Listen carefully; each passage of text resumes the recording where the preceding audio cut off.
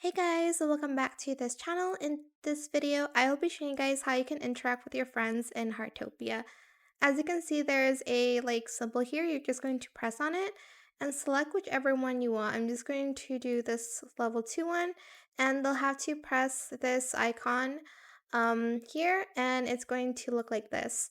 By the way, as your friendship progresses, you'll have more interactions to have with them, I guess. So every day you interact with them, you'll level up with your friends. So make sure you do that every day. And if you want to chat to them, just press enter or press this button to type in whatever you want to say to them.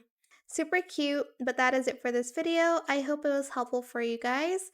Don't forget to like, comment, share, and also subscribe to this channel if you haven't done that already.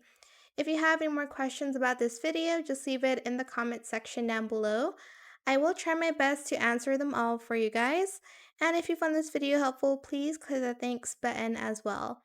That is it. Thank you so much for watching. Bye!